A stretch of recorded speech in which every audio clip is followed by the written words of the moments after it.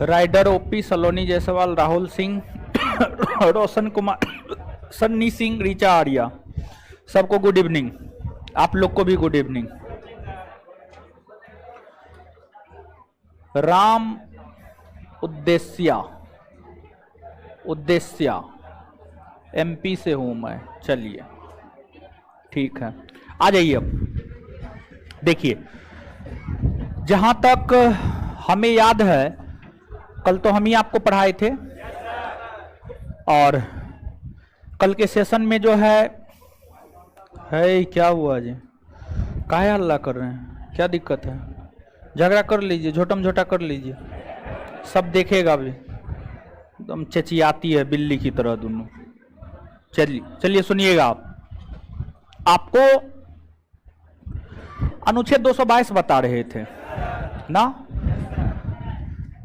High court के न्यायाधीशों का स्थानांतरण। देखिए, अनुच्छेद 222 को एक बार फिर से हम देखते हैं, ठीक है? और इसके बाद अनुच्छेद 222 से ऑनवर्ड होंगे, आगे बढ़ेंगे। देखिए, बाद में न जी, है पहले पढ़ाएंगे, पहले होमवर्क सुनेंगे। सुनिए, अनुच्छेद 222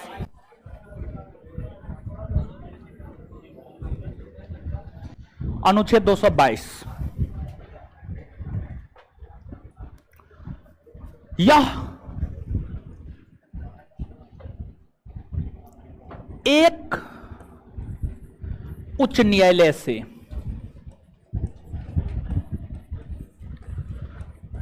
दूसरे उच्च न्यायालय में, एक उच्च न्यायालय से दूसरे उच्च न्यायालय में न्यायाधीशों के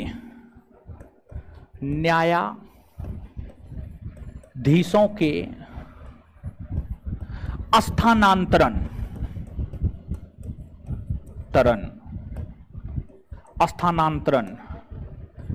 की जानकारी देता है।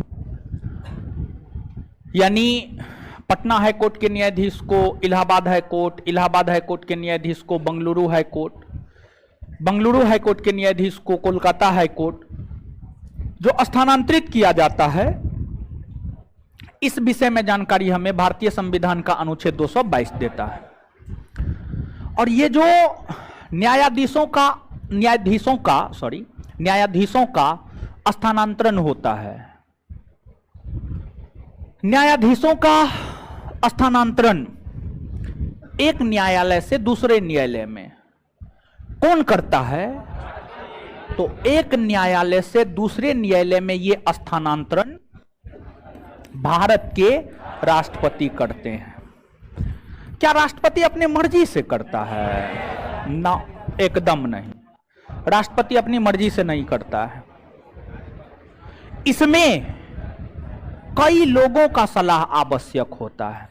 पहला, इसमें भारत के सुप्रीम कोर्ट के मुख्य न्यायाधीश का सलाह आवश्यक होता। पहला तो भारत के राष्ट्रपति ये काम करते हैं, एक उच्च न्यायालय से दूसरे उच्च न्यायालय में न्यायाधीशों को भेजते हैं, लेकिन इसके लिए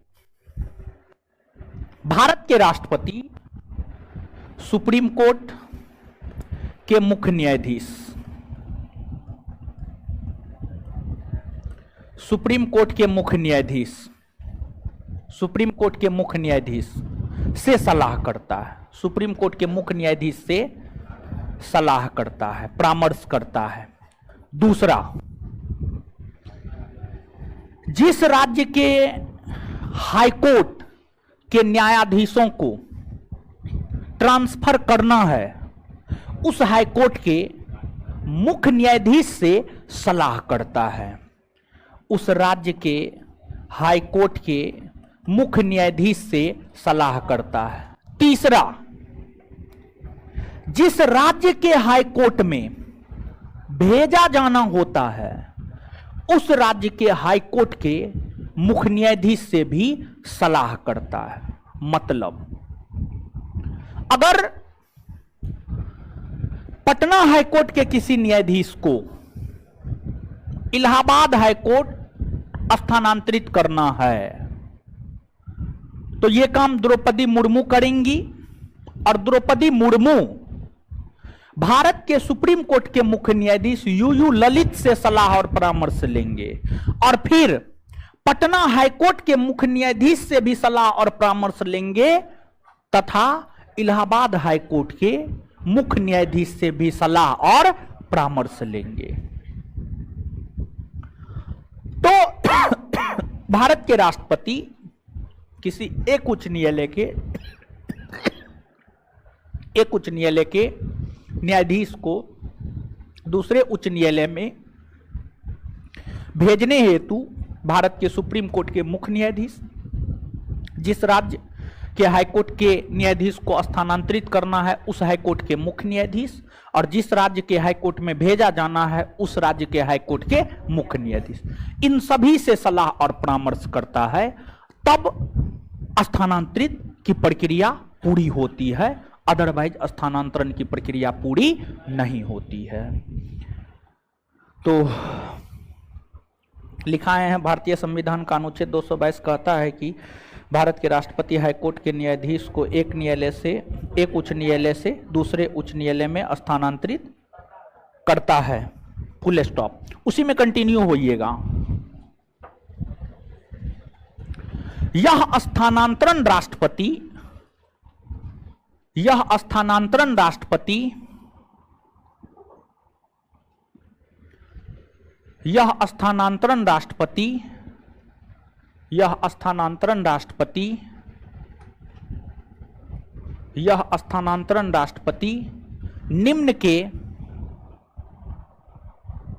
के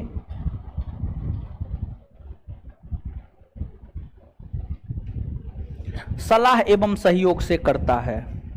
निम्न के परामर्श से, सलाह नहीं, सॉरी, निम्न के परामर्श से करता है। सलाह शब्द लिखना सही नहीं, निम्न के परामर्श से करता है। यह स्थानांतरण राष्ट्रपति निम्न के परामर्श से करता है। निम्न के परामर्श से करता है। एक नंबर में सुप्रीम कोर्ट के मुख्य न्यायाधीश, एक नंबर में सुप्रीम कोर्ट के मुख्य न्यायाधीश, सुप्रीम कोर्ट के मुख्य न्यायाधीश,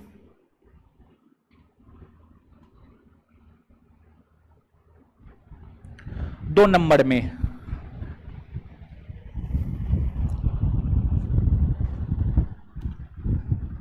जिस हाईकोर्ट, दो नंबर में जिस हाईकोर्ट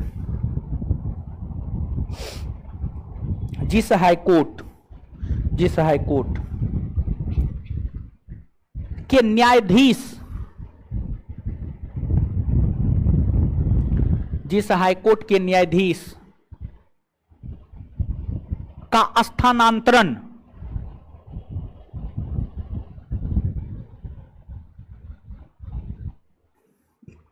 जिस हाईकोर्ट के न्यायाधीश का स्थानांतरण होना है, जिस हाईकोर्ट के न्यायाधीश का स्थानांतरण होना है, उस हाईकोर्ट के मुख्य न्यायाधीश से,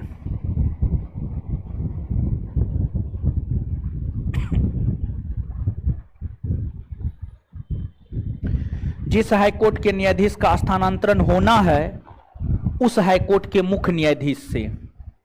फुल स्टॉप। तीसरा, जिस हाईकोर्ट में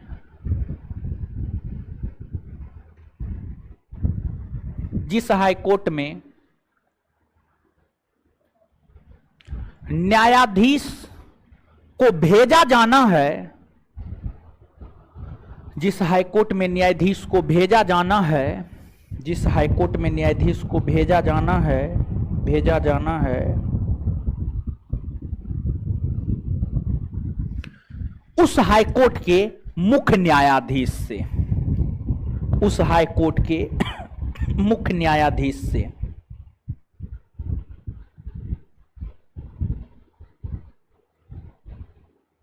उस हाईकोर्ट के मुख्य न्यायाधीश से। चलिए अब इसके बाद आगे सुनिएगा। ये तो अनुच्छेद 222 की बात हो गई। अनुच्छेद 222 के बाद अगला अनुच्छेद है अनुच्छेद 223। तो अनुच्छेद 223 में क्या है? अनुच्छेद 223 में कार्यकारी मुख्य न्यायाधीश, कार्यकारी मुख्य न्यायाधीश, उच्च न्यायालय, हाईकोर्ट के लिए, हाईकोर्ट के लिए कार्यकारी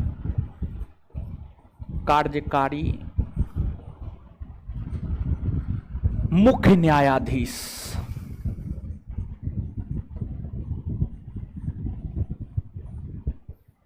कार्यकारी मुख्य न्यायाधीश। देखिए एगो बात याद रखिए, कार्यकारी राष्ट्रपति, कार्यकारी उपराष्ट्रपति, कार्यकारी मुख्य न्यायाधीश, कार्यकारी प्रधानमंत्री, कार्यकारी मुख्यमंत्री, ऐसा कब होता है जानते हैं? जब मान लिया जाए अचानक राष्ट्रपति का निधन हो गया, अचानक राष्ट्रपति का पद खाली हो गया, अचानक प्रधानमंत्री का पद खाली हो गया, अचानक सुप्रीम कोर्ट के मुख्य न्यायाधीश का पद खाली हो गया, अचानक किसी हाईकोर्ट के मुख्य न्यायाधीश का पद खाली हो गया। अब तो ये तो जरूरी नहीं है कि अगर आप सुप्रीम कोर्ट हाईकोर्ट के न्यायाधीश बन गए हैं तो अमृत पी लिए हैं, आप अपने कार्यकाल तक जिंदा ही रहेंगे, ऐसा जरूरी है? नहीं है। अब मान लिया जाए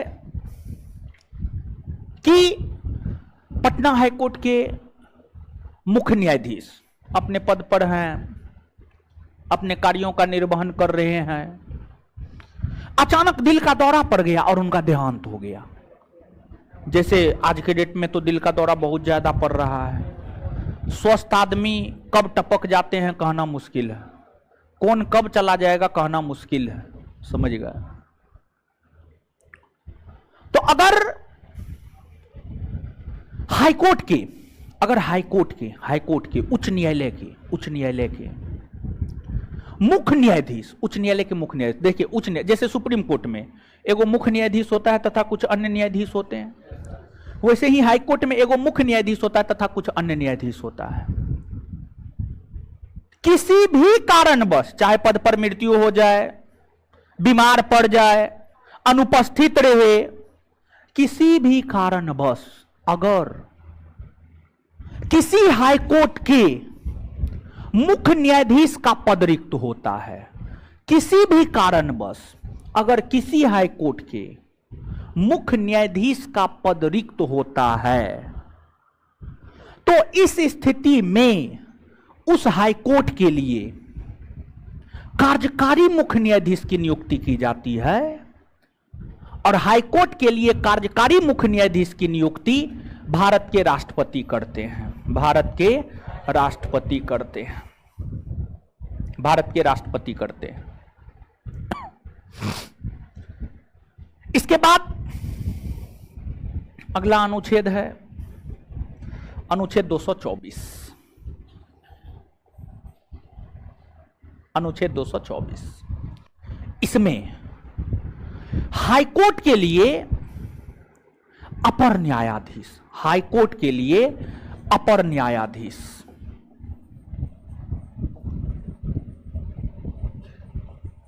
अपर न्यायाधीश की नियुक्ति संबंधी प्रावधान किया गया है। अब कहिएगा ये अपर न्यायाधीश क्या होता है? तो अब आप गौर कीजिएगा। देखिए किसी राज्य का हाईकोर्ट है, मान लिया जाए कि पटना हाईकोर्ट ही है,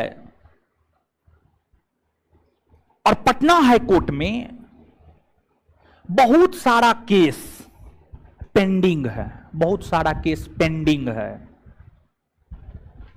पटना हाईकोर्ट के ऊपर काम का दबाव काफी ज्यादा है, पटना हाईकोर्ट के ऊपर काम का दबाव काफी ज्यादा है, और पटना हाईकोर्ट में जितने न्यायाधीश हैं वो काम का निपटारा कर नहीं पाते हैं, वो काम का निपटारा कर नहीं पा रहे हैं। तो इस स्थिति में काम का निपटारा समय पर हो सके, लंबित मामलों की सुनवाई हो सके, लोगों को अविलंब न्याय मिल सके, इसको लेकर हाईकोर्ट में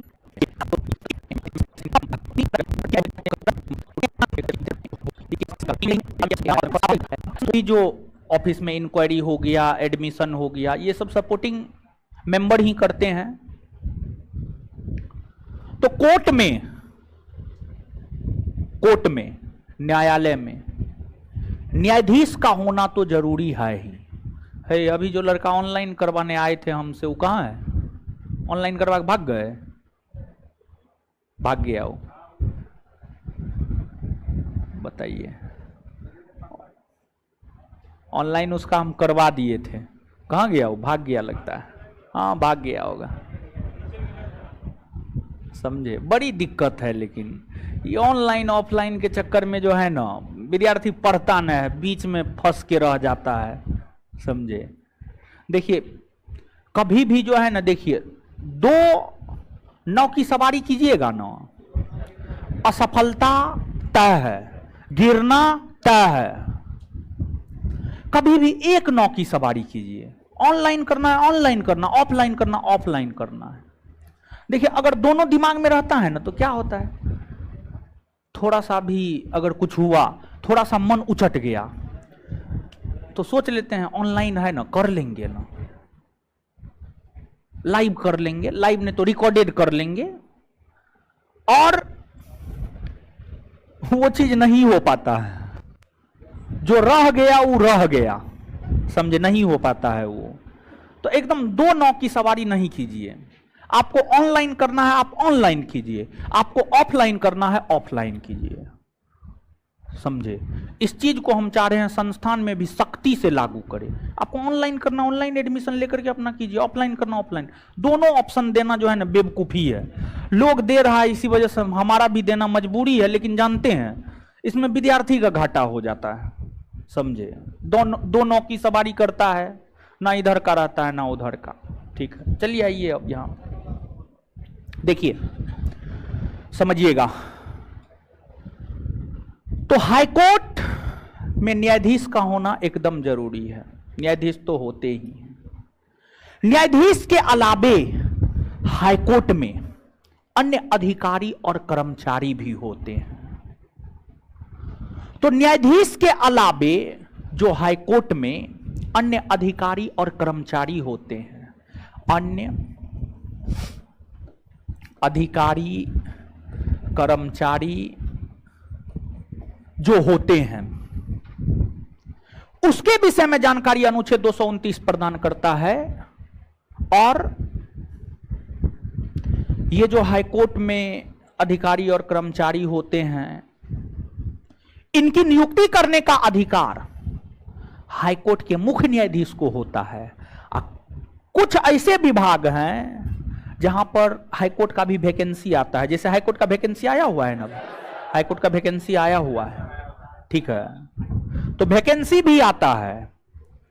और इसके अलावे हाईकोर्ट में न्यायाधीशों के अलावे जो अन्य कर्मचारी अधिकारी का पद होता है, इसको हाईकोर्ट के मुख्य न्यायाधीश के द्वारा भी भरा जाता है। हाईकोर्ट के मुख्य न्यायाधीश के द्वारा भी भरा जाता है। तो अगर आपको नौकरी उकरी नहीं होगा ना, तो पैरवी लगाइएगा सीधा हाईकोर्ट के मुख्य न्यायाधीश से, जो भी पैसा लगे। देखिए, पैरवी पैसा पे चलता, पैसा फेंको तमाशा देखो, समझिए। पैसा फेंकिएगा, अगर नौकरी उकरी नहीं होगा तो दया दृष्टि दिखा देगा, तो फिर हाईकोर्ट में चले जाइएगा, नौकरी उकरी करने लगिएगा। और नियुक्ति भी होता है, वैकेंसी भी निकलता है, जैसे हाल फिलहाल में निकला हुआ है, दोनों चीज है। तो हाईकोर्ट के जो हाईकोर्ट में न्यायाधीश के अलावा जो अन्य अधिकारी कर्मचारी सेवक होते हैं, उसके विषय में जानकारी अनुच्छेद 229 देता है। और इनकी नियुक्ति करने का अधिकार हाईकोर्ट के मुख्य न्यायाधीश को होता है, हाईकोर्ट के मुख्य न्यायाधीश को होता है। संविधान में ही यह प्रावधान है। और अब ये जो अधिकारी कर्मचारी है, ये लोग ऐसे ये थोड़े काम करेगा। आप अगर मान लिया जाए 15 लाख रुपया दे करके हाईकोर्ट में नौकरी कीजिएगा तो ऐसे फ्री में तो आपको वेतन भत्ता मिलेगा ना हो, तो आप पे जो खर्च होगा यानी व्यय होगा, उस व्यय की भी चर्चा, उस खर्च की भी चर्चा अनुच्छेद 229 में, अनुच्छेद 229 में। इसके बाद अगला अनुच्छेद है अनुच्छेद 230। अनुच्छेद 230, अनुच्छेद 230 को हम देखें तो अनुच्छेद 230 यह कहता है क्या, अच्छा ठीक है,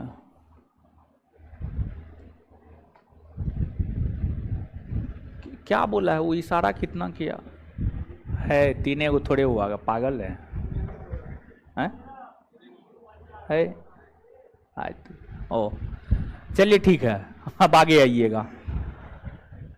तो हाँ, हाईकोर्ट,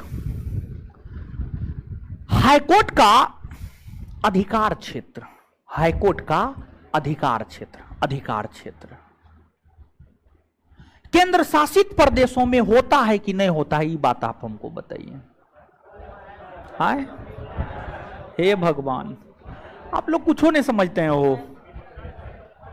जब हाईकोर्ट बताना शुरू किए थे तो सबसे पहले यहीं से हम बताना शुरू किए थे महाराज, बताए थे कुछ,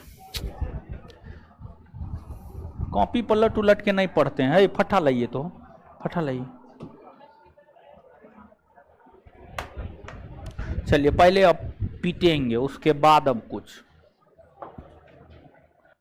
बहुत दिन से मार उर नहीं लगा है ना। खड़ा हो, एकदम नहीं पढ़ते लिखते हैं आप लोग। हटिए हटे हटिए, है बोलिए। हम क्या करें, हम ठेका थोड़े लिए हैं। सुप्रीम कोर्ट को पुनर्विचार संबंधी अधिकार कौन अनुच्छेद देता है?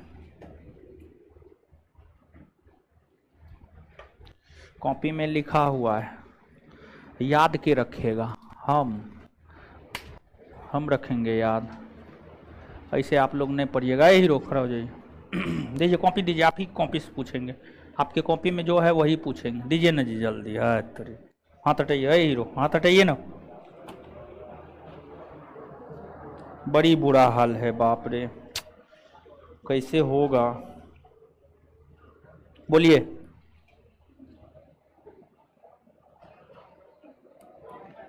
भारत ना, उससे नहीं मारेंगे, हाथ टूट जाएगा महाराज। एगो का हाथ तोड़ दिए हैं सुबह में 10 से 12 वाला बैच में, अजीब अजीब फटा है। एगो क्या लाठी ला के दिया था, मारे हैं, उसका हाथ टूट गया है। ठीक है, गुस्सा में। भारत के कौन कौन राज्य में द्विसदनीय विधायिका है? कौन कौन? हीरो खड़ा होइए। अभी अचानक कॉपी देखना शुरू किया है, अब बकरी बेचता है घर पे जाकर के। इसमें तो आम इमली मैट्रिक्स वो सब है, आज तोरी के। रफ कॉपी है जी, रफ कॉपी है। पुर्तगालियों का पतन, आज तोरी के, तो इतिहासों पढ़ता है, पढ़े हैं ना पूरा। कहाँ झूठ बोल रहा है ये लड़का। कहाँ है आईडी कार्ड? कहाँ है आईडी कार्ड? निकालिए। है एडमिशन हॉल है, कब लिए हैं? कितना दिन पहले? पॉलिटी पूरा पढ़े हैं? तो स्टार्ट तो बहुत पहले हुआ, तो शुरू से पढ़ रहे हैं, तब तो इससे पूछिए सकते हैं। तो आप बोले 2 क्लास हुआ है, और हिस्ट्री 2 क्लास हुआ है, पॉलिटी पूरा पढ़े हैं ना? हाँ पूरा है जी लिखा हुआ। कि आपका भी रफ है? हाय तोरी का, बड़ी आफत है। लेकिन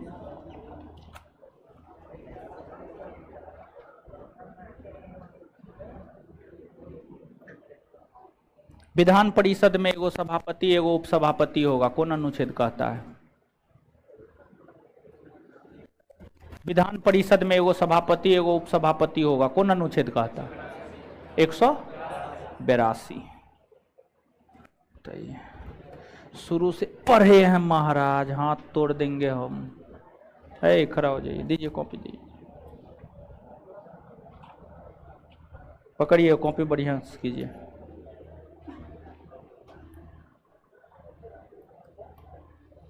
राज्यसभा के चुनाव में कौन भाग लेता है? राज्यसभा के चुनाव में कौन भाग लेता है? बाप रे, लीजिए, लंबा चौड़ा शरीर है, कितना सज धज के आते हैं, बेल्ट लगा के, अंडर शूटिंग करके, समझे? ये बेल्ट झाड़ने से कुछ होगा हमारा? पढ़िए पढ़िए, समझे?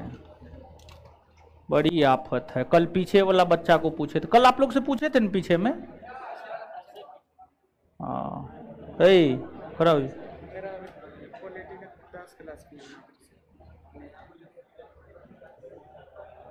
बैठ। आप भी नींद कभी कभी खूब लेते हैं क्लास में, तो आपको क्या लगता है हम नहीं देखते हैं? आप भ्रम में रहते हैं।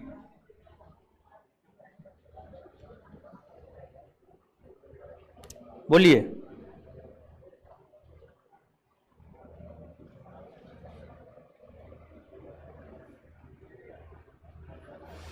लोकसभा के प्रथम महासचिव, हाय ट्रिगवेली। लोकसभा के प्रथम महासचिव ट्रिगवेली है। लीजिए लीजिए लीजिए लीजिए। ए हीरो, खड़ा हो जाइए। बोलिए, लोकसभा के प्रथम महासचिव। एम.एन. कोल। एम.एन. कोल। बोलिए, कुछ कहना चाहते हैं? पढ़े न पूरा? हाँ,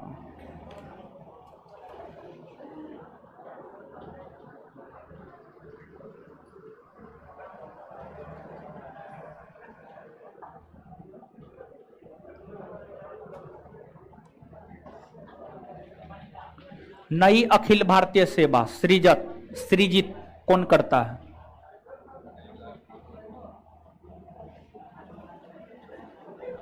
हाय, लीजिए लीजिए लीजिए। राज्यसभा कौन करता है? राज्यसभा। चलिए हीरो, खड़ा हो जाइए। बोलिए, कुछ कहना चाहते हैं? तो यहां तक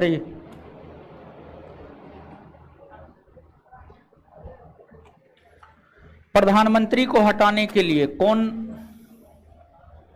प्रक्रिया अपनाया जाता है?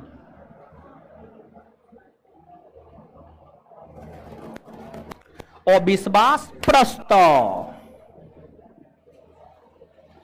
प्रथम प्रधानमंत्री जिसके खिलाफ अविश्वास प्रस्ताव आया है कौन है? बैठ जाइए।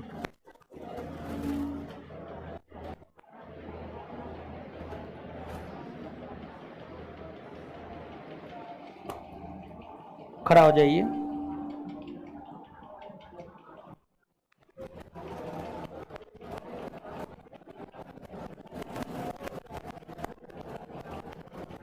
सुप्रीम कोर्ट के प्रारंभिक क्षेत्राधिकार या मूल क्षेत्राधिकार के विषय में जानकारी कौन अनुच्छेद देता है? जानकारी कौन अनुच्छेद देता है? 131। बैठ जाइए, बहुत बढ़िया। हीरो,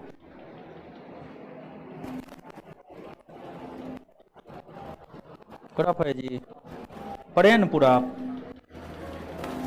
हाँ,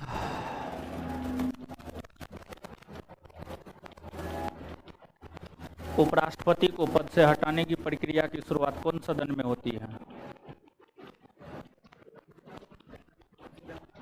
दोनों में से किसी भी। लीजिए, उपराष्ट्रपति को पद से हटाने की प्रक्रिया की शुरुआत राज्यसभा से होती है। हाथ टूट गया होगा इसका, पक्का, कोई दिक्कत नहीं, टूट जाए, नहीं पढ़िएगा तो हाथ ही नहीं टूटेगा। चलिए, खड़ा हो जाइए। कुछ कहना चाहते हैं? हाँ, एकदम नहीं पढ़ते। संविधान संशोधन विधेयक को लेकर संयुक्त अधिवेशन बुलाया जा सकता है, बुलाया जा सकता है। लीजिए लीजिए लीजिए लीजिए लीजिए, नहीं बुलाया जा सकता है।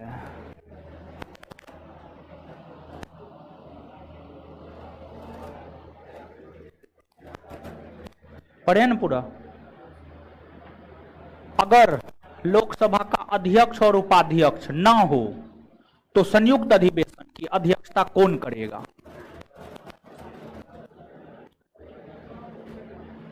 अगर लोकसभा का अध्यक्ष और उपाध्यक्ष नहीं हो तो संयुक्त अधिवेशन की अध्यक्षता कौन करेगा? राष्ट्रपति। अच्छा, लीजिए लीजिए लीजिए। राज्यसभा का उपसभापति। कुछ कहना चाहते हैं? पढ़े न पूरा। हाँ,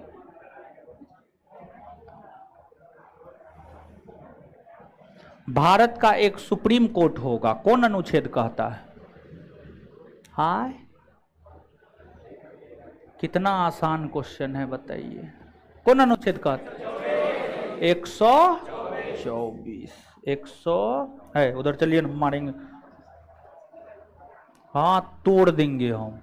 ठीक है, पढ़िए, टूट जाएगा हाथ, हमको कोई दिक्कत न है।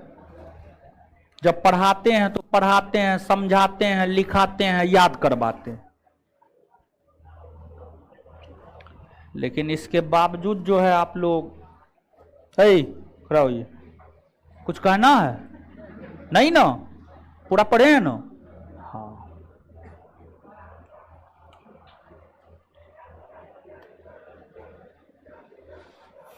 कौन कौन राज्य पर अनुच्छेद 170 लागू नहीं होता है?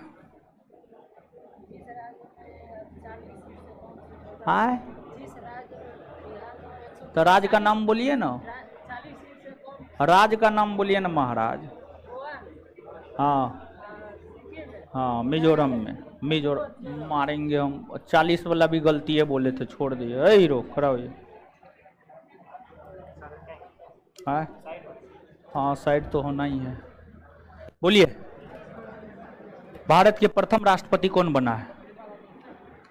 पंडित जवाहरलाल नेहरू।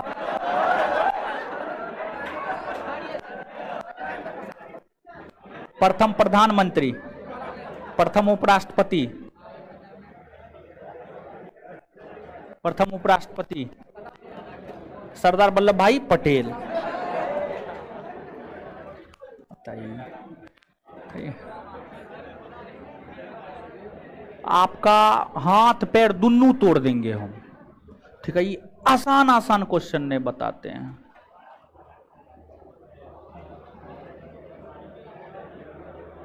है, खड़ा होइए, खड़ा होइए। पूरा है जी कॉपी में है, कभी आते हैं कभी नहीं आता है। पूरा कॉपी में है, दीजिए। है, अल्लाह मत कीजिए।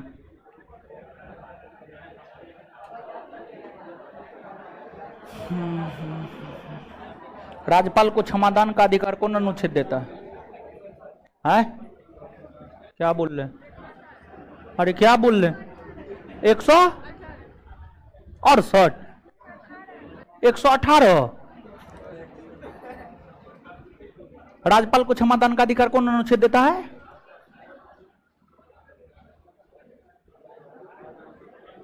एक 161। लीजिए लीजिए लीजिए लीजिए।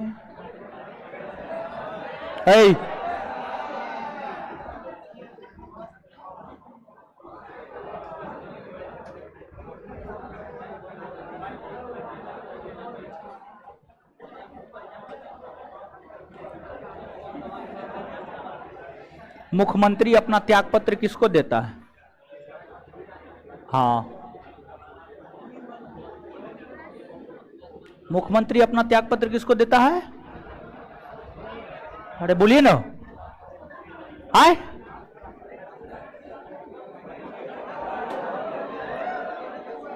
लीजिए, हाथ निकालिए, हाथ निकालिए। हाथ निकालिए, नहीं तो मार देंगे, इधर मार देंगे हम, हाथ टूट जाएगा। राज्यपाल।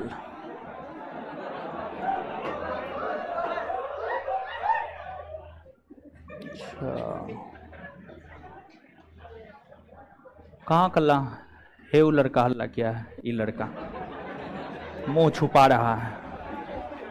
कोकियाया है नहीं? सही सही बताइए, कोकियाया है ना? सही सही, नहीं तो आपको भी मारेंगे, मारेंगे है? ये आवाज किया है ना? हाँ या ना? आपको भी मारेंगे हम। क्या है जी आवाज? नहीं किया है तो इतना दूर में आवाज आया है, कौन को किया आया है? सबको मारेंगे, वो पिलर से लेकर के इधर आगे तक सबको मारेंगे।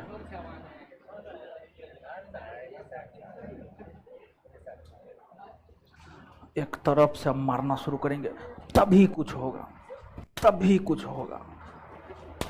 कौन किया है? जल्दी जल्दी बोलो, जल्दी बोलो, कौन किया है? कौन किया है? जल्दी बोलो, अरे जल्दी बोलो, कौन किया है?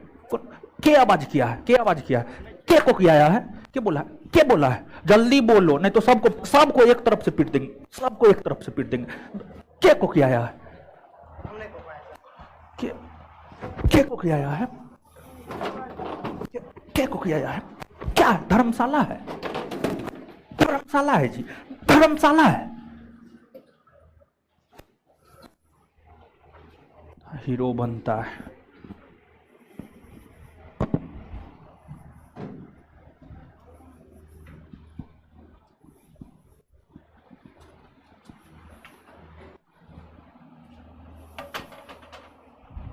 लिखिए,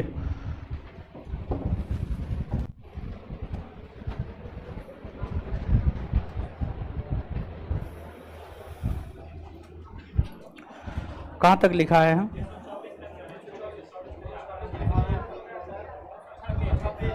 लिखिए,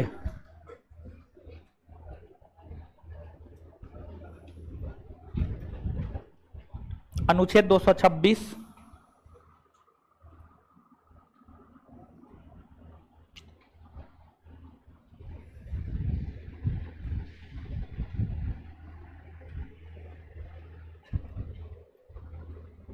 अनुच्छेद 226 हाईकोर्ट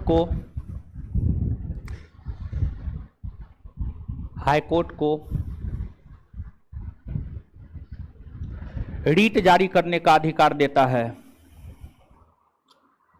हाईकोर्ट को रीट जारी करने का अधिकार देता है।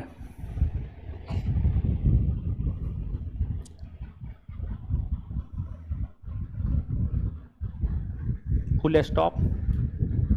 हाईकोर्ट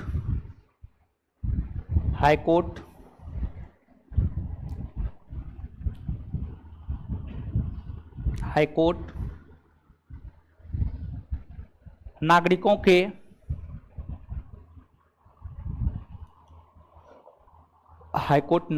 के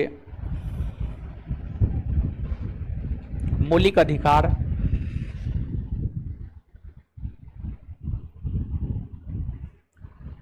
हाईकोर्ट नागरिकों के मौलिक अधिकार के हनन होने की स्थिति में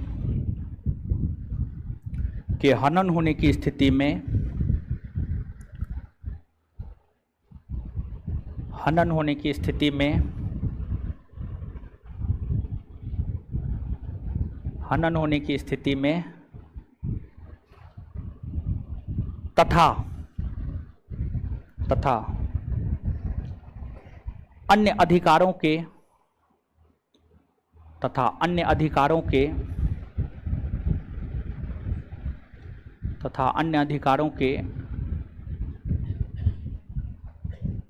हनन होने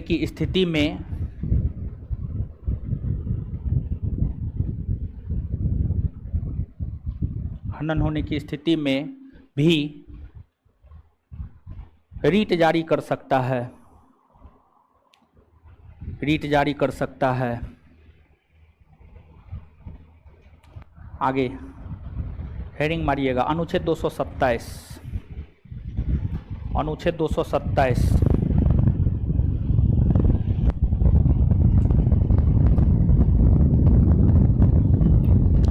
227 यह अनुच्छेद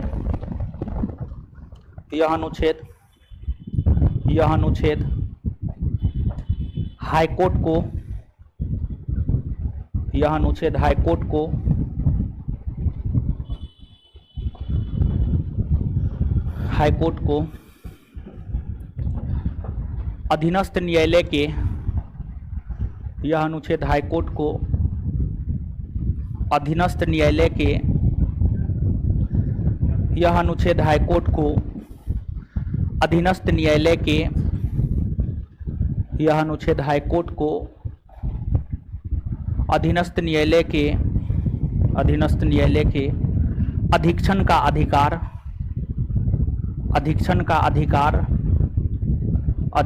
अधिकार देता है। यह अनुच्छेद हाईकोर्ट को अधीनस्थ न्यायालय के अधीक्षण का अधिकार देता है। यह अनुच्छेद हाईकोर्ट को अधीनस्थ न्यायालय के अधीक्षण का अधिकार देता है। आगे अनुच्छेद 229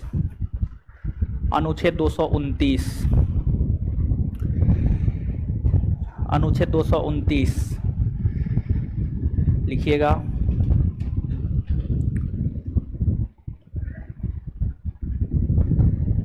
हाईकोर्ट के न्यायाधीशों के हाईकोर्ट के अधिकारी और कर्मचारी हाईकोर्ट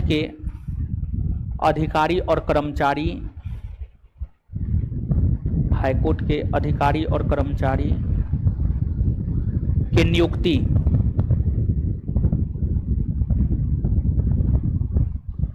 तथा उन पर होने वाले व्यय यानी खर्च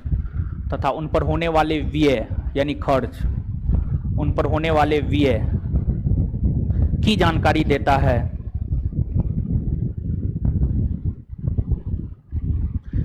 नीचे से स्टार मार के लिखिएगा कि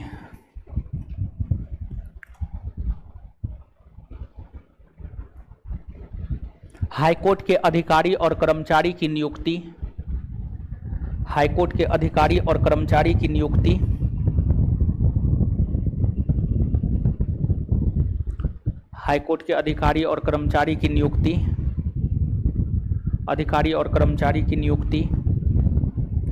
हाईकोर्ट के मुख्य न्यायाधीश के द्वारा किया जाता है।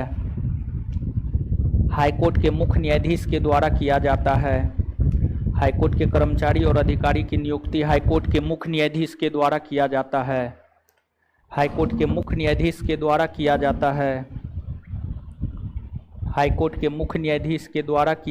है। चलिए अब यहाँ पर जो है थोड़ा सा अनुच्छेद 230 और अनुच्छेद 231 देखिए, आप याद कीजिए। हम आपको जब हाईकोर्ट बताना प्रारंभ किए थे तो हम आपको ये बात बताए थे कि देश में टोटल 25 हाईकोर्ट है, यानी 25 हाईकोर्ट है। 25 हाईकोर्ट है और मात्र 2 केंद्र शासित प्रदेश, एगो जम्मू कश्मीर और एगो दिल्ली, ये दोनों का अपना हाईकोर्ट है। इसके अलावा किसी का भी अपना हाईकोर्ट नहीं है। तो जो केंद्र शासित प्रदेश किसी उच्च न्यायालय के क्षेत्राधिकार में आता है। जैसे दादर नगर हवेली दमन और दीव मुंबई हाईकोर्ट के क्षेत्राधिकार में, फिर लक्षद्वीप, केरला, पुडुचेरी, चेन्नई, अंडमान निकोबार द्वीप समूह, कोलकाता। तो संघ राज क्षेत्र यानी केंद्र शासित प्रदेश तक, केंद्र शासित प्रदेश का भी अपना एक क्षेत्राधिकार होता है। अलग अलग केंद्र शासित प्रदेश अलग अलग हाईकोर्ट के क्षेत्राधिकार में आता है। अलग अलग केंद्र शासित प्रदेश अलग अलग हाईकोर्ट के क्षेत्राधिकार में आता है। इसके बाद अनुच्छेद 231 की हम बात करें तो वह अनुच्छेद यह कहता है कि आपको 2 या 2 से अधिक राज्यों के लिए एक हाईकोर्ट हो सकता है। जैसे पंजाब हरियाणा के लिए चंडीगढ़ हाईकोर्ट, महाराष्ट्र गोवा के लिए मुंबई हाईकोर्ट, अरुणाचल प्रदेश असम नागालैंड और मिजोरम के लिए गुवाहाटी हाईकोर्ट है या नहीं है? तो नीचे से लिखिएगा अनुच्छेद 230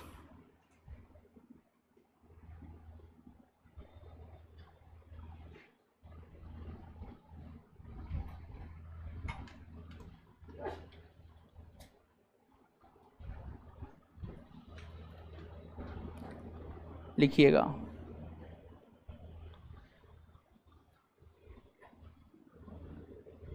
अनुच्छेद 230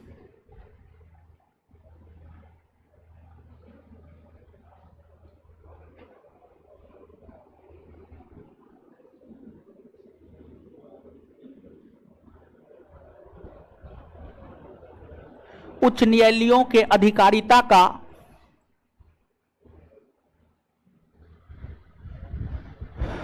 उच्च न्यायालयों की अधिकारिता का उच्च न्यायालयों की अधिकारिता का उच्च न्यायालयों की अधिकारिता का संघ राज्य क्षेत्रों तक उच्च न्यायालय की अधिकारिता का संघ राज्य क्षेत्रों तक विस्तारित किया जाना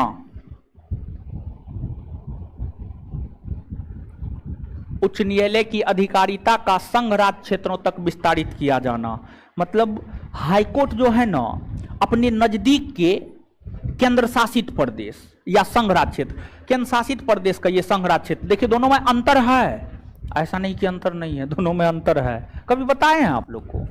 आपके बीच में नहीं बताए तो थोड़ा सा सुनिए तो। अच्छा रुकिए, पहले 230 231 को क्लियर कर देते हैं और तब केंद्र शासित प्रदेश और संघ राज्य क्षेत्र में क्या अंतर होता है इसको स्पष्ट कर देंगे। ठीक है, देखिए, यानी उच्च न्यायालय का क्षेत्राधिकार केंद्र शासित प्रदेश तक होगा। जैसे मुंबई हाईकोर्ट, दादर नगर हवेली, दमन और द्वीप, मुंबई हाईकोर्ट के अधीन दादर नगर हवेली, दमन और द्वीप, केरल हाईकोर्ट के अधीन लक्षद्वीप, चेन्नई हाईकोर्ट के अधीन पुडुचेरी, यही बात कहता है 230। अब 231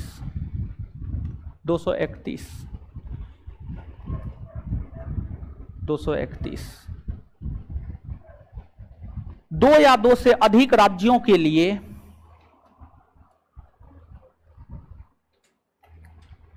दो या दो से अधिक राज्यों के लिए दो या दो से अधिक राज्यों के लिए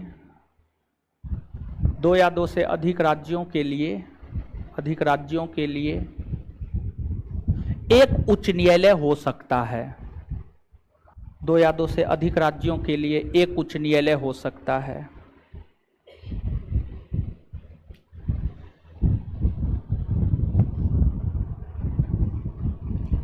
दो या दो से अधिक राज्यों के लिए एक उच्च न्यायालय हो सकता है।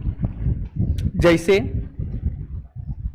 पंजाब और हरियाणा के लिए चंडीगढ़ हाईकोर्ट, जैसे पंजाब और हरियाणा के लिए चंडीगढ़ हाईकोर्ट, जैसे पंजाब और हरियाणा के लिए चंडीगढ़ हाईकोर्ट, पंजाब और हरियाणा के लिए चंडीगढ़ हाईकोर्ट, पंजाब और हरियाणा के लिए चंडीगढ़ हाईकोर्ट।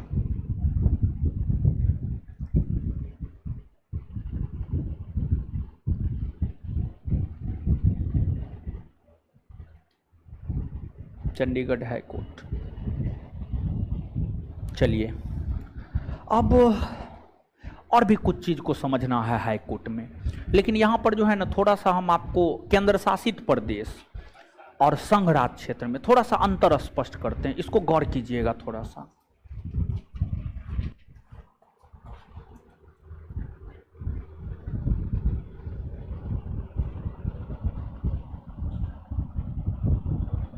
देखिए, केंद्र शासित प्रदेश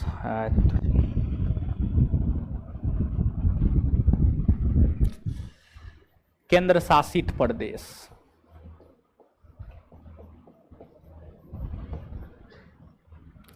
केंद्र शासित प्रदेश और संघ राज्य क्षेत्र, संघ राज्य क्षेत्र। देखिए, दोनों है लगभग एक ही चीज, लेकिन अंतर है, तब ना दो नाम है, केंद्र शासित प्रदेश, संघ राज्य क्षेत्र। देखिए सुनिएगा, भारत में अगर हम केंद्र शासित प्रदेश की बात करें तो भारत में 8 केंद्र शासित प्रदेश है। 8, कितना है? 8 केंद्र शासित प्रदेश है। और जो 8 केंद्र शासित प्रदेश है, लद्दाख, जम्मू कश्मीर, चंडीगढ़, दिल्ली, दादर नगर हवेली, दमन और द्वीप, लक्षद्वीप, पुडुचेरी, अंडमान निकोबार द्वीप समूह, ये 8 है। तो केंद्र शासित प्रदेश की कुल संख्या 8 है। अब यहां पे गौर कीजिएगा, इन 8 केंद्र शासित प्रदेशों में से 3 केंद्र शासित प्रदेश ऐसे हैं, 3 केंद्र शासित प्रदेश ऐसे हैं जहां विधानसभा है, जहां विधानसभा है। वो 3 केंद्र शासित प्रदेश जम्मू कश्मीर, दिल्ली और पुडुचेरी।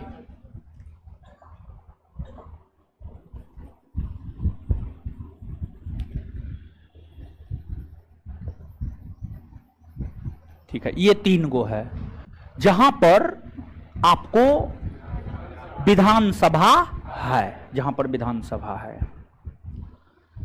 और वैसे केंद्र शासित प्रदेश जहां विधानसभा है, वैसे केंद्र शासित प्रदेश जहां विधानसभा है, उसे संघ राज्य क्षेत्र कहते हैं, उसे संघ राज्य क्षेत्र कहते हैं। तो जहां पर विधानसभा है उसे हम लोग क्या कहते हैं? संघ राज्य क्षेत्र। तो कितना में विधानसभा? 3 गो में विधानसभा है, मतलब संघ राज्य क्षेत्र क्या गो है? 3। संघ राज्य क्षेत्र क्या गो है?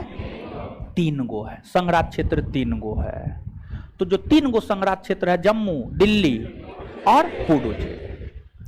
और वही केंद्र शासित प्रदेश की हम बात करें तो केंद्र शासित प्रदेश 8 गो। अब एक चीज यहां पर समझिएगा,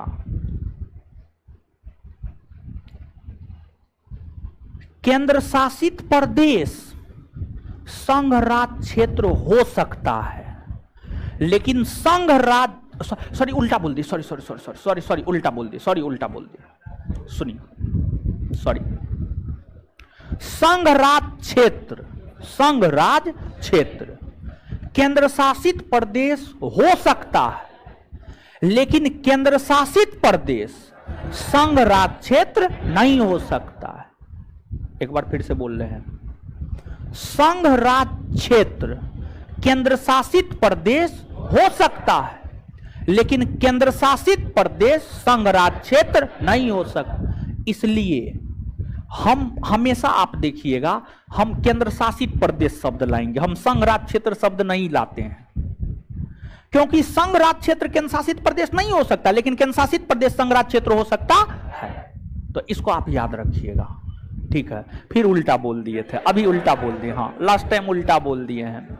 संघ राज्य क्षेत्र केंद्र शासित प्रदेश हो सकता है, केंद्र शासित प्रदेश संघ राज्य क्षेत्र नहीं हो सकता है। बात क्लियर है? तो आप किसी से भी पूछिएगा जो पॉलिटिक्स कहीं भी पढ़ा हुआ है, ये सब कॉमन सेंस का चीज है। ऐसे पीसीएस सब जो है ना, कूट में देकर के ये चीज कभी कताल पूछ देता है, समझे। किसी से पूछिएगा नहीं बता पाएगा, जबकि ये सब जनरल नॉलेज है, ठीक है, सामान्य कॉमन सी बात है, ये सब बहुत बड़ा चीज नहीं है, ठीक है। अब आगे जो है ना, कभी संघ राज्य क्षेत्र और राज्य में क्या डिफरेंस होता है ये आगे कभी बताएंगे, ठीक है। तो चलिए इसके बाद अब समझिएगा आप, हाईकोर्ट, हाईकोर्ट में अनुच्छेद 214 से लेकर के 231 तक जितना महत्वपूर्ण अनुच्छेद था सब बता दिए, लेकिन कुछ अनुच्छेद और भी है जो कि हम स्किप किए हैं, प्रयास करते हैं उनको भी देखने का। जरूरी जो था वो पहले लिखा दिए हैं, जो जरूरी न है वो बाद में अपना पढ़ा रहे ना, क्या दिक्कत है, कोई दिक्कत थोड़े है, लेकिन जो जरूरी है वो पहले रहे। अब देखिए 214 बताए हैं, 215 बताए हैं, 216, 217, 218, 218 नहीं बताए, 220 नहीं बताए। हाँ ठीक है, कोई बात नहीं, कोई बात नहीं, कोई बात नहीं, ठीक है, कोई बात नहीं है। अब 218 क्या कहता है, 220 क्या कहता है, इन चीजों को हम देखते हैं, ठीक है। 218-20 क्या कहता है, उससे पहले एक चीज को और समझिए। जैसे आप याद कीजिए, अगर आपको याद हो, अभी हम क्वेश्चन भी पूछे थे, लड़का जवाब दे दिया था, जिससे पूछे वो जवाब दे दिया था। सुप्रीम कोर्ट के प्रारंभिक क्षेत्राधिकार में क्या आता है, कुछ याद है? याद है? देखिए, अगर दो राज्य के बीच विवाद होता है, बिहार और झारखंड के बीच विवाद होता है, केंद्र सरकार और राज्य सरकार के बीच विवाद होता है, इस सब मामला का निपटारा कौन करता है? इस सब मामला हाई कोर्ट में रखा जाता है? नहीं रखा जाता है। तो इस सब मामला सुप्रीम कोर्ट के प्रारंभिक क्षेत्राधिकार में आता है, हाँ या ना? आता है। तो वैसे ही हाई कोर्ट का भी कुछ प्रारंभिक क्षेत्राधिकार है। हाई कोर्ट का प्रारंभिक क्षेत्राधिकार क्या है, इसको आप समझिएगा। देखिए, आप इस बात को समझिए, हाई कोर्ट के प्रारंभिक क्षेत्राधिकार। अब प्रारंभिक क्षेत्राधिकार का मतलब समझते हैं? मतलब वैसे मामले जो सीधे सुप्रीम कोर्ट में आता है वह सुप्रीम कोर्ट का प्रारंभिक क्षेत्राधिकार, वैसे मामले जो सीधे हाई कोर्ट में आएगा, सीधे हाई कोर्ट में आएगा, वो हाई कोर्ट के प्रारंभिक क्षेत्राधिकार। अब देखिएगा कि आप सभी लोग जानते होंगे, एगो संसद है, एगो विधानमंडल है। संसद के अंतर्गत लोकसभा और राज्यसभा आता है। विधानमंडल के अंतर्गत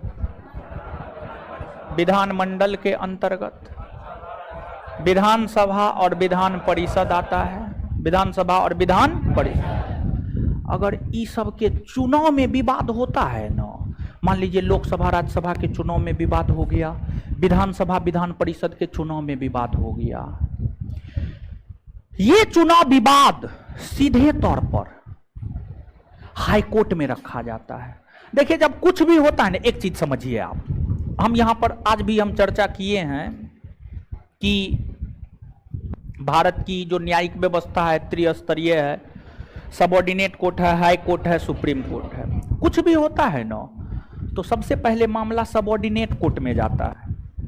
सबऑर्डिनेट कोर्ट जो निर्णय देता है, उस निर्णय के खिलाफ अपील हाई कोर्ट में किया जाता है।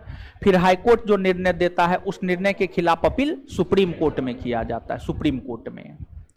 तो कुछ भी घटना घटित होता है तो सबसे पहले यहां मामला रखा जाता है, और फिर यहां। लेकिन कुछ मामले ऐसे होते हैं जो सीधे या तो सुप्रीम कोर्ट में रखा जाता है या हाई कोर्ट में रखा जाता है। जो मामले सीधे सुप्रीम कोर्ट में रखा जाता है वह सुप्रीम कोर्ट के प्रारंभिक क्षेत्राधिकार, और जो मामला सीधे हाई कोर्ट में रखा जाता है वह हाई कोर्ट के प्रारंभिक क्षेत्राधिकार। तो अगर लोकसभा, राज्यसभा, विधानसभा, विधान परिषद, ये सब चुनाव में अगर विवाद होता है तो इसको सीधे तौर पर हाई कोर्ट में रखा जाएगा। और जब सीधे तौर पर हाई कोर्ट में रखा जाएगा तो हम क्या कह सकते हैं, ये मामले हाई कोर्ट के प्रारंभिक क्षेत्राधिकार में आते हैं। अब दूसरा, अगर कोई वैसा मामला है जिसमें विधि का प्रश्न निहित है, विधि कानून का प्रश्न निहित है, वो वे मामले भी सीधे हाई कोर्ट में रखा जाता है। तो विधि के प्रश्न निहित मामलों को भी सीधे हाई कोर्ट में रखा जाता है। वह हाई कोर्ट के प्रारंभिक क्षेत्राधिकार में आता है। फिर अगर आम नागरिकों के मौलिक अधिकार का हनन होता है तो वह भी सीधे हाई कोर्ट में अनुच्छेद 226 के तहत रखा जाता है। यह भी हाई कोर्ट के प्रारंभिक क्षेत्राधिकार के अंतर्गत आते हैं। तो नीचे से नोट देकर के इसको लिखिएगा। एगो पॉइंट इसमें लिखा, दो को पॉइंट इसमें लिखाएंगे, एक ही पॉइंट में दोनों लाइन लिखा देते, दोनों बात लिखा देते, बड़ी महत्वपूर्ण है, लिखिएगा।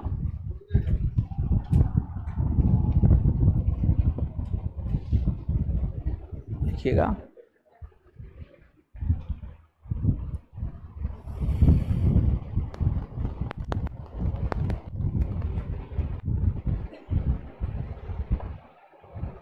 संसद और विधानमंडल, नोट देकर के लिखिएगा, संसद और विधानमंडल, संसद और विधानमंडल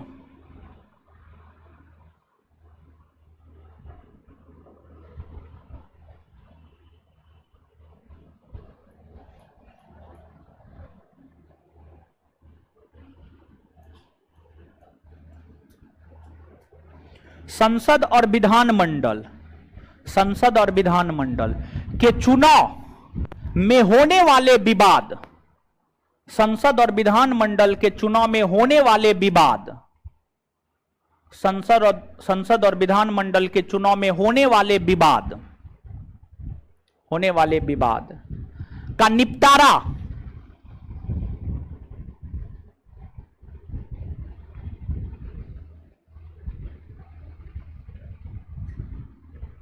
संसद और विधानमंडल के चुनाव में होने वाले विवाद का निपटारा नहीं, संसद और विधानमंडल के चुनाव में होने वाले विवाद को सीधे तौर पर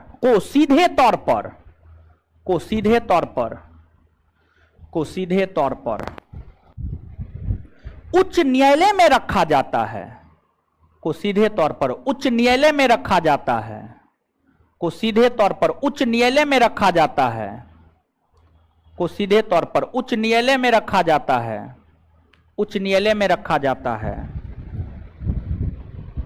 अर्थात ये उच्च न्यायालय के प्रारंभिक क्षेत्राधिकार में आता है। अर्थात ये उच्च न्यायालय के प्रारंभिक क्षेत्राधिकार में आता है, फुल स्टॉप। बड़ी महत्वपूर्ण पॉइंट है, याद रखिएगा, 100% पूछा जाता है। ठीक है, चलिए इसे आगे अगले क्लास में देखेंगे। बैठे रहिए, ठीक है, बैठे रहिए। चलिए आइए अब याद करते हैं। सबसे पहले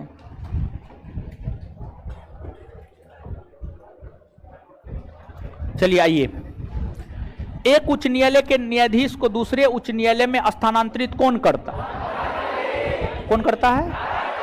कौन अनुच्छेद के तहत? अच्छा, किन किन लोगों से परामर्श करता है?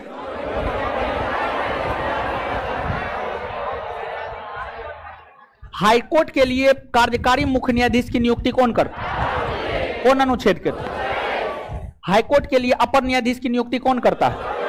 कौन करता है? राष्ट्रपति। कौन अनुच्छेद के तहत? हाईकोर्ट रीट जारी करता है?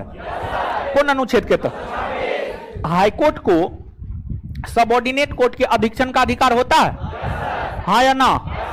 हाईकोर्ट को सबऑर्डिनेट कोर्ट के अधीक्षण का अधिकार कौन अनुच्छेद देता है? कौन अनुच्छेद देता है?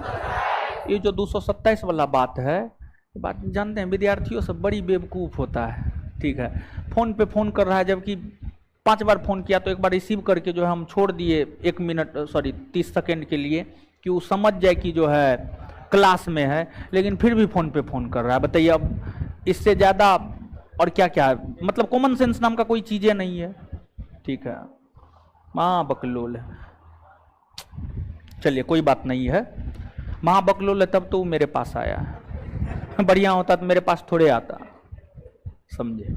चलिए अब देखिए इसके बाद, अच्छा एक बात बताए, हाई कोर्ट सुप्रीम कोर्ट का अधीक्षण कर सकता है? नहीं ना, लेकिन सबऑर्डिनेट कोर्ट का कर सकता है ना वो। चलिए इसके बाद बताइएगा, हाई कोर्ट में न्यायाधीशों के अलावा जो अन्य अधिकारी कर्मचारी की नियुक्ति होती है उस विषय में जानकारी, अनुच्छेद 200। अच्छा, जो हाई कोर्ट का अधिकारिता होता है वह केंद्र शासित प्रदेश तक हो सकता है, हाँ या ना? जैसे मुंबई हाई कोर्ट का कौन केंद्र शासित प्रदेश तक है? Andaman Nicobar, Kerala high court Lakshadweep, Chennai high court Puducherry, और कोलकाता हाई कोर्ट। और इसके बाद जो है 2 या 2 से अधिक राज्यों के लिए एक हाई कोर्ट हो सकता है, कौन अनुच्छेद का? अनुच्छेद 231। अच्छा, संसद यानी लोकसभा, राज्यसभा, विधानसभा, विधान परिषद के चुनाव में जो विवाद होता है वह हाईकोर्ट के किस क्षेत्राधिकार में आता है? प्रारंभिक। अच्छा, भारत में केंद्र शासित प्रदेश क्या गो है? संघ राज्य क्षेत्र, संघ राज्य क्षेत्र। अच्छा एक बात बताइएगा, संघ राज्य क्षेत्र केंद्र शासित प्रदेश हो सकता है? केंद्र शासित प्रदेश संघ राज्य क्षेत्र नहीं ना हो सकता। चलिए ठीक है, अब होमवर्क दिए थे, होमवर्क क्या दिए थे? चैप्टर नंबर 1, चैप्टर नंबर 1 दिए थे ना? हाँ दीजिए, कॉपी दीजिए। है जी, है चैप्टर नंबर 1 है उसमें? नहीं है। किसके कॉपी में? जिसके कॉपी में है कॉपी दीजिए। चलिए, आपके बैच में सबसे पहले क्या पढ़ाए थे? प्रस्तावना पढ़ाए थे।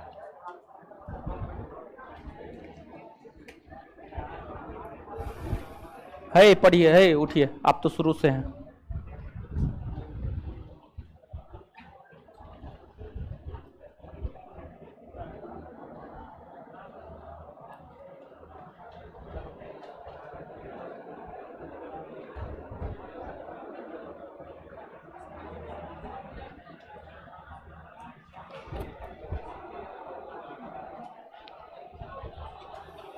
प्रस्तावना पर कितने देशों का प्रभाव पड़ा है? कौन कौन? रूस। बैठ जाइए, है उधर खड़ा हुई। हाँ, प्रस्तावना में एक बार संशोधन हुआ है, उसके तहत कितने नए शब्द जोड़े गए हैं और कौन कौन जोड़े? देखिए, मुंह बंद रखिए नहीं तो पीट देंगे। हाँ, पंथ निरपेक्ष, ठीक है 3। बैठ जाइए, बहुत बढ़िया। उधर खड़ा होइए, खड़ा होइए उधर। हाँ, आगे वाले बैठिए। हाँ,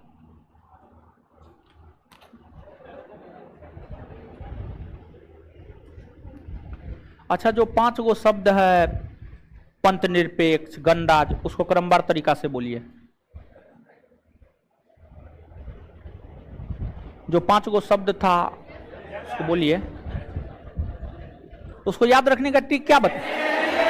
एसएसपी, पहला एस से, दूसरा एस से समाजवाद, टी से, एल से, जी से। कुछ बोलना है, बोलिए। देखिए, जो भी इस बैच को कर रहे हैं, अगर आपका शिकायत है कि आप नहीं पढ़े हैं, एप्लीकेशन पर वीडियो 42 तक 43 तक फ्री है, उपराष्ट्रपति तक, राष्ट्रपति तक फ्री है। तो राष्ट्रपति तक होमवर्क देंगे, जाकर के एप्लीकेशन पर वीडियो है, एकदम फ्री है, जाकर के देखिए। ये हम आगे से नहीं सुनना चाहते हैं कि हम नहीं पढ़े हैं। एप्लीकेशन पर वीडियो फ्री है, जाकर के देखिए। तो इतना भी देख पाइएगा कि नहीं देख पाइएगा? समझ जाइएगा ना कि फ्री है ना है। देखिए उधर बैग वाला को देखिए, देखिए, बैठिए। अरे इधर चश्मा, खड़ा हो, खड़ा हो।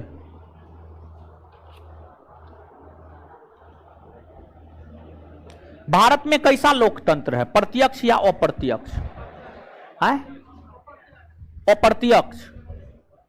प्रत्यक्ष है ना जी, बट है प्रत्यक्ष है कि प्रत्यक्ष है ना? अप्रत्यक्ष कंफर्म है? बैठिए।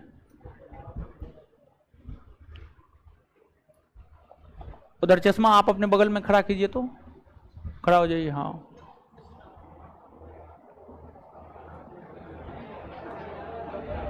आगे वाले बैठिए।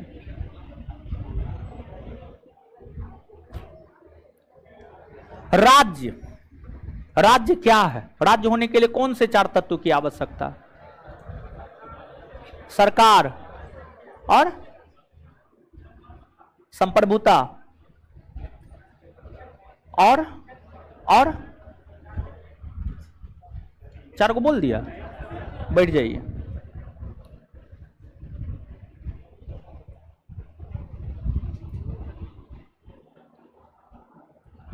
गणराज्य का क्या अर्थ होता है?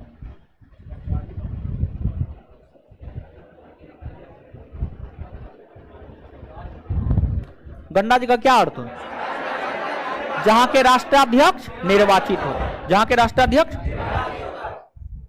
आज जो है नहीं पीट रहे हैं, अगला चैप्टर से जो होमवर्क आएगा उसमें पिटाई लगेगा। हम ये नहीं सुनेंगे कि हम नहीं पढ़े हैं। एप्लीकेशन पर वीडियो फ्री है, जाकर के देखिए कौन चैप्टर कहां पढ़ाए हैं। दूसरा जो होमवर्क है, भारतीय संविधान की अनुसूची, भारतीय संविधान की अनुसूची जाकर के देखिए कौन सा लेक्चर में है। और दूसरा क्लास से जो है हम कंप्रोमाइज नहीं करेंगे, फटियाएंगे। जो पढ़ा दिए उसमें कोई कंप्रोमाइज नहीं। ठीक है, बैठ जाइए। चलिए, धन्यवाद सभी लोगों का। हमको निकलने दीजिए, तब निकलिएगा आप लोग। किसका है?